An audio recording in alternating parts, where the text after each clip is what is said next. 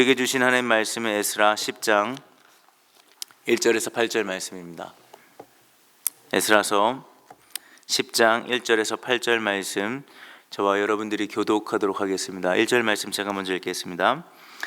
에스라가 하나님의 성전 앞에 엎드려 울면서 기도하며 죄를 자백하자 이스라엘 사람도 남자 여자 어린아이 할 것 없이 많은 무리가 에스라 주변에 모여서 큰 소리로 슬피 울었다. 그때 엘람의 자손 여이엘의 아들 스가냐가 에스라에게 말하였다. 우리가 주변에 있는 이 땅의 백성에게서 이방 여자를 데려와서 아내로 삼음으로써 하나님께 죄를 지었지만 아직도 이스라엘의 희망은 있습니다.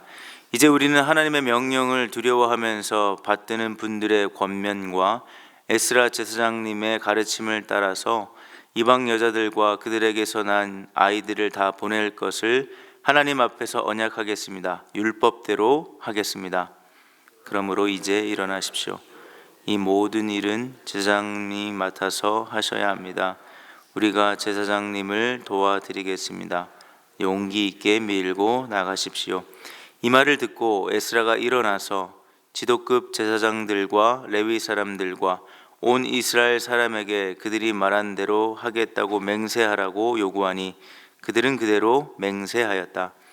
에스라는 하나님의 성전 앞에서 물러나와 엘리야십의 아들 여호나단의 방으로 들어가서 포로로 잡혀갔다가 돌아온 백성이 지은 죄 때문에 밤이 새도록 밥도 먹지 않고 물도 마시지 않으며 슬피 울었다.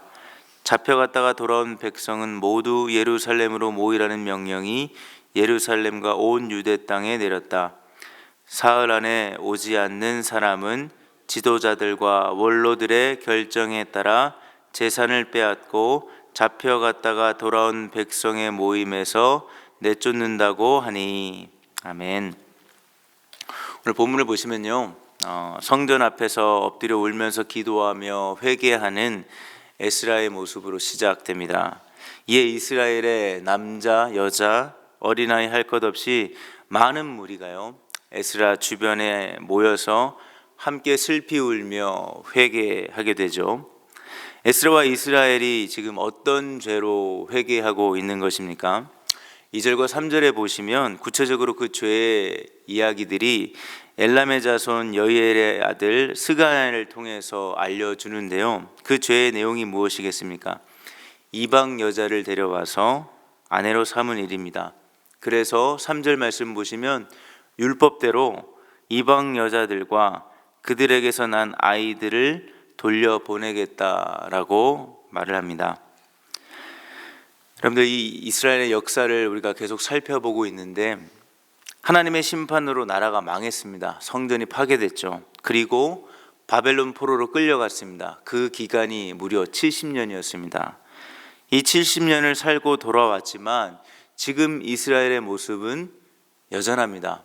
속된 말로 참 징한 모습을 보여주고 있습니다. 70년간 포로 생활을 하면서도 하나님의 돌보심 가운데 그들은 망하지 않았습니다. 노예처럼 비참하게 살지 않았습니다. 처음에는 포로로 끌려가서 자신들의 이 비참한 모습을 보며 하나님이 자기들을 버린 줄 알았지만 자신들이 하나님을 버린 것이고 정작 하나님 말씀에 불순종하지 않은 결과로 이렇게 된 것이라는 사실을 깨달았습니다. 그래서 회개하게 되죠. 그리고 선조들의 그 악한 길을 걷지 않겠다고 다짐하며 다시 돌아왔을 땐 사실 말씀 부흥 운동이 시작됩니다. 말씀을 붙들고 말씀대로 돌아가려는 움직임들이 있었습니다. 그러나 이것이 계속 영원히 지속되어서 좋은 결과를 만들어내지는 못했다는 것이죠. 잠시뿐이었습니다. 언제 그랬냐는 듯한 방식으로 은혜를 망각하며 과거의 역사를 통해서 전혀 배우지 못한 채 동일하게 선조의 모습처럼, 어리석은 모습처럼 여호와 앞에 악을 행하고 있는 것입니다. 어쩌면 이 장면, 이 이야기, 이 역사를 보면서 사실 우리와 동떨어진 이야기가 아닌, 남 얘기가 아닌 우리의 모습이 이런 것이 아닌가 싶습니다. 우리도요, 살면서 경험으로 은혜를 배우기도 하고요. 말씀을 듣고 하나님께서 주신 말씀이 살아 운동력이 있기 때문에 우리의 영과 혼을 찔러 쪼개는 경험도 하기도 합니다. 그래서 아멘하고 소위 은혜도 받지만 여전히 다시 악한 꾀를 따르고요. 악한 자들이 있는 자리에 앉기도 하고요. 악한 길을 떠나지 않으려고 하는 우리의 모습들이 있음을 발견합니다. 참 배은망덕하고 완악한 모습이 우리 안에, 저나 여러분들 안에 부분 우리의 영역에 따라 다를지 모르지만 우리에게 있다라는 것을 보게 되죠. 그런 우리의 모습을 보면 어떻습니까? 안 보고 아무 생각 없으면 아무 문제 없고 잘 사는 것 같지만 그런 모습들을 하나님의 은혜 가운데 보게 되면 사실 무척 괴롭습니다. 행복하지 않습니다. 즐겁지 않지요. 절망스러울 때가 있습니다. 왜냐하면 되게 역설적이게도요, 주님께 은혜 받고 이런 모습 보며 이렇게 살지 않아야지 하며 더 주님께 나아가려면 나아갈수록 오히려 은혜 충만하고 죄에서 멀어지는 경험을 하면 좋겠지만, 그럴 때도 있지만 나를 보면서요, 도무지 바뀌지 않는 내 모습을 보면서요, 반복되는 죄로 인해 넘어지는 나의 이 연약하고 완악한 모습을 보며 나를 미워하고 오히려 혐오하는 마음이 더 커져가는 때가 있기 때문입니다. 그러나 오늘 모습을 보십시오. 에스라와 이스라엘 백성들이 보여준 모습은 자기를 미워하는 모습이 아니었습니다. 애통하며 기도하며 회개의 자리로 나아가는 것이었죠. 이렇게 다시 회개할 수 있는 이유, 참 70년이라는 시간을 통해서 다시 다짐을 하고 돌아왔건만 다시 여호와 앞에 하나님의 말씀을, 언약을 잊어버리고 불순종하며 살아가는 이러한 참 뻔뻔한 모습 속에서 다시 회개할 수 있는 이유, 다시 울며 하나님 앞에, 성전 앞에 엎드릴 수 있는 근거가 무엇입니까? 그 이유가 2절에 나오는데요, 우리가 이스라엘 백성이 하나님께 죄를 지었지만 아직도 무엇이 있다라고 고백합니까? 희망이 있기 때문입니다. 무슨 희망이겠습니까? 언제든 죄로 인해 수십 번, 수백 번, 수천 번 무너지고 넘어질지라도 다시 하나님께 돌아갈 수 있다는 희망입니다. 그리고 그런 우리를, 그런 이스라엘 백성을 언제든 다시 받아주는 하나님, 그 하나님 자체가 저와 여러분들의 희망이라는 사실이죠. 자기 죄를 인정하고 우리가 말씀을 통해 어떤 사건과 경험을 통해 그렇게 하지 않겠다고 다짐해 보지만 작심삼일로 돌아가는 내 모습을 보며, 혹은 분명 이것이 죄라는 거 너무 잘 압니다. 머리로는 너무 정확하게 분석하고 알고 있습니다. 알면서도 어제도 오늘도 내일도 반복해서 죄의 자리를 떠나지 않는 내 모습을 보며 알면서도 안 되고 결단하면 할수록 더 안 되는 어떤 한계와 현실 앞에서 우리는 자기를 혐오하거나 미워하고 그렇게 끝내는 것이 아니라 다시금 하나님께 도움을 구하셔야 합니다. 몇 번이든. 참으로 뻔뻔스럽죠. 이런 내 모습을 보면 참으로 비참합니다. 하지만 그럼에도 하나님께 나아가는 겁니다. 자기를 미워하고 절망하는 것으로 이제는 나는 더 이상 안 되겠다라며 스스로 결정해 버리는 것이 아니라, 그럴 때마다 주님의 은혜가 아니면 안 된다는 마음으로 답답하고 슬프고 괴로운 속에서 다시 하나님께 나아가는 것, 그런 우리를 하나님은 언제든지 어느 때든지 우리를 몇 번이든 받아주신다는 것, 이것이 저와 여러분들에게, 지금 여러분들이 어떤 삶을 걸어가고 있는지 모르지만 여전히 어떤 상황 속에서도 주어지는 우리의 희망이라는 사실을 기억하시기 바랍니다. 3절에 보시면요, 죄에 대한 솔루션으로 율법대로 이방 여자를 우리가 버리고 이방 여자와 난 아이들을 돌려보냈겠다라고 이야기하고 있습니다. 근데 이 말씀을 우리가 조금 더 구체적으로 좀 살펴보면 좋겠는데요, 레위기 21장 13절에서 14절, 21장을 보면 제사장의 어떤 모습에 대한 규정이 나오는데, 그 중에 21장 13절 14절에는요 제사장은요 이방 여자와 결혼할 수 없다라고 말합니다. 하지만 여러분들 성경 곳곳을 보시면 제사장 외에 다른 이스라엘 백성들은 이방 여자와 종종 결혼하는 장면이 나타납니다. 창세기 38장에는 유다가 가나안 사람 수아라는 사람의 딸과 동침해서 두 아들을 낳지요. 창세기 41장에 요셉은 어떻습니까? 이집트 제사장의 딸 아스낫과 결혼합니다. 출애굽기 2장에 여러분들 잘 아는 모세는 어떻죠? 미디안 제사장 그 딸들 중에 십보라라는 여자와 결혼을 합니다. 그리고 민수기 12장에 보면 거기서 끝나는 것이 아니라 모세는 구스 여자를 취하기도 합니다. 그냥 단순히 이방 여자와 결혼했다라는 증거뿐만이 아니라 여러분들 잘 아시는 룻기를 보십시오. 룻기가 보여주는 것은 무엇입니까? 모압 여자 룻과 보아스와의 결혼, 이것을 통해 무엇을 보여주는 거죠? 단순히 이방 여자와 결혼했다는 사실을 넘어 각자 소견대로 옳은 대로 살아가던 사사시대 속에서 이방 여자와 결혼해서 여전히 하나님이 왕이시라는 것, 믿음의 가정을 이루는 아름다운 이야기를 보여주는 게 룻기 아니겠습니까? 그리고 놀랍게도 이 가정에서 다윗이 태어나고 예수님의 족보에 당당하게 이방 여자 룻이 들어가는 것을 우리가 잘 알고 있습니다. 이를 통해서 우리가 이 본문을 율법대로 행한다라고 할 때 이 말씀을 어떻게 이해하면 좋을까요? 단순히 이방 여자와 결혼한 것 자체가 문제라기보다 가나안 땅에 들어가기 전에 하나님께서 언약해 주신 것, 말씀해 주신 맥락을 보면요, 이방 여자와 결혼하면서 아니면 그 가나안 족속과 함께 살면서 멸절해야 된 이유 아니었겠습니까? 하나님을 멀리하게 되고 이방 여자가 이방인들이 섬기는 우상과 혹은 단순히 그냥 제사, 예배 그것만 드리고 나머지는 괜찮다라는 것이 아니라 자연스럽게 하나님과 전혀 상관없이 살아가는 어떤 삶의 방식과 문화에 물들게 되고 동화되는 것을 경계하는 것, 이것이 죄의 핵심이라는 사실입니다. 단순히 이방 여자와 결혼하는 것, 그것만 안 하면 그러면 문제가 해결되는 거겠습니까? 아니잖아요.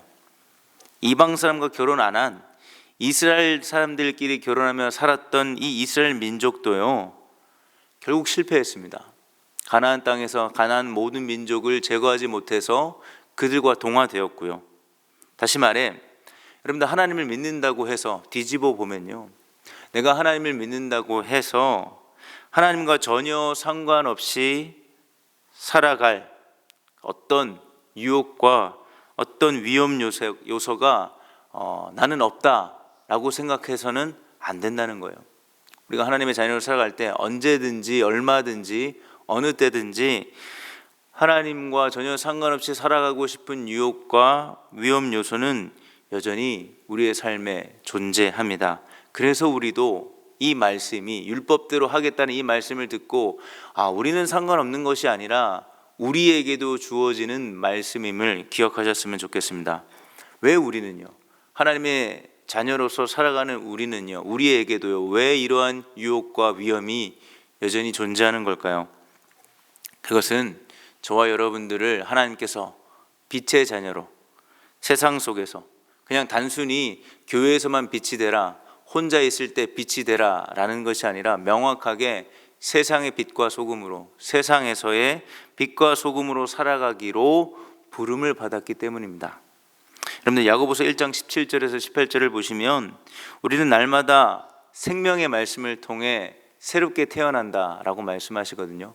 빛들의 아버지께서 우리에게 생명의 말씀을 날마다 주셔서 새롭게 태어난 우리의 존재는 어둠의 자식들이 아니라 빛들의 아버지의 자녀답게 빛의 자녀들로 이 세상 속에서 살아갈 수 있도록 매 예배 때마다 하나님께서 우리를 파송하시는 겁니다.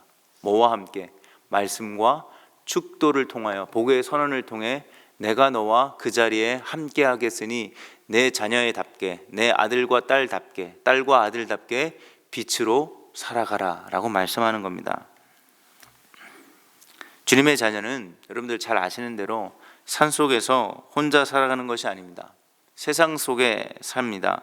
그러기에 여전히 우리는 하나님과 무관하게 살고 싶은 유혹과 위험 요소에 얼마든지 여러분들의 연약함에 따라 얼마든지 노출되며 살 수밖에 없다라는 것이죠. 그러나 우리는 이러한 세상의 악한 영향력에 휩쓸리는 것이 아니라 주님의 말씀을 붙들고 살아감으로 세상 속에서 빛이 되셔야 합니다.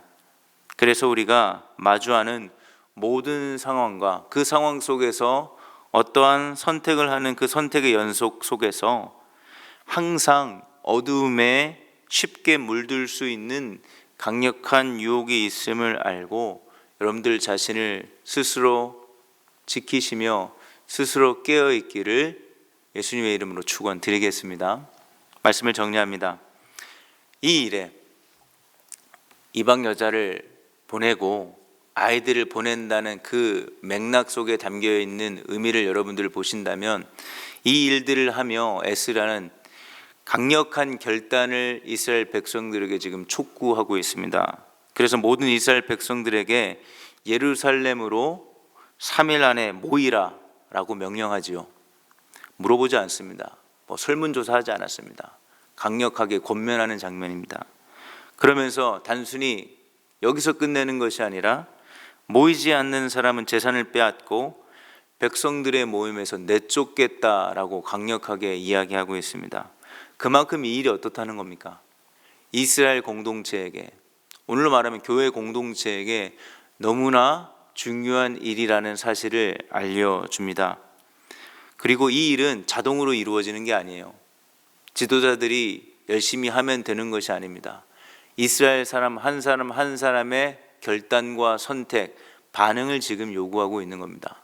3일 안에 모여서 다시금 하나님 말씀 앞에 서며 우리가 하나님을 떠나 이방적인 요소로 살아가는 이방인처럼 하나님을 모르는 것처럼 살아가는 공동체가 되는 것에 아주 작은 일에도 우리가 뿌리를 뽑아 근절하는 이 일에 우리가 회개하고 함께 하자라고 에스라가 촉구하고 있는 것입니다. 그래서 오늘날 우리 공동체, 이 땅에 있는 교회 공동체에게도 동일하게 주어지는 메시지고, 이 메시지는 우리에게 주어졌을 때 여러분들 한 사람 한 사람, 저와 여러분들 한 사람 한 사람도 결단하셔야 합니다. 그냥 대충 흘려듣고 넘기고 지금은 아닙니다 라고 넘어가는 것이 아니라 3일 안에 모이라고 했던 것처럼 당장에 우리의 삶의 가장 우선순위로 시급한 문제로 여러 가지 문제들을 우린 껴안고 살아가고 고민합니다. 어제 교수님 말씀하신 것처럼 초월적인 경험을 하기도 하지만 현실의 문제 앞에 마주하며 우리의 발목들을 잡는 일들이 참 많습니다. 그럼에도 불구하고 우리가 모여서 무엇에 집중하고 무엇을 기도하고 무엇을 결단해야 하는지를 오늘 에스라 말씀은 저와 여러분들에게 가르쳐주고 있습니다. 거기에 여러분들이 스스로 고민하시고 깨어서 올바른 선택을 하실 수 있는 우리가 되셨으면 좋겠습니다. 그리고 하나님께서 부르신 대로 이 믿음으로 오늘 하루도 여러분들의 삶의 영역 속에서 빛의 자녀로 살아가며 승리하실 수 있는 저와 여러분 되시기를 예수님의 이름으로 축원드립니다. 이 시간 말씀을 기억하며 이렇게 기도했으면 좋겠습니다. 제가 특별히 언급하진 않았지만 4절에 보시면 에스라가 이 일들을 하는 데 있어서 에스라 혼자 이 일들을 감당하지 않았습니다. 그리고 이렇게 강력하게 리더십을 발휘하지 않았습니다. 그의 옆에는 에스라를 돕는 스가냐가 있었습니다. 이 스가냐처럼 4절에 이런 얘기를 하지 않습니까? 일어나십시오. 도와드리겠습니다. 용기 있게 밀고 나가십시오. 이렇게 말하는 스가냐처럼 우리 은혜 샘물 공동체를 주님이 기뻐하시는 공동체로 세워가는 일에 저와 여러분들이 조력자가 되는 든든한 동역자가 되기를 소망하며 기도하셨으면 좋겠습니다. 두 번째는 내일 주일을 위해 기도할 텐데요, 매주일 예배가 매번 넘어지고 무너지는 모습을 보며 절망과 자기를 미워하는 어떠한 일들에 갇혀 있는 것이 아니라 우리의 예배 현장이 자유롭게 풀어나는 현장이 되기를 오늘 내일 말씀을 통하여서 우리가 자유를 경험하고 그 자유를 경험하기 전에 내 모습을 보며 애통하며 회개할 수 있는 살아있는 예배의 현장이 될 수 있도록 우리 매주일 예배를 위해서 기도했으면 좋겠습니다. 마지막으로 직분자 우리 피택을 지금 준비하고 있습니다.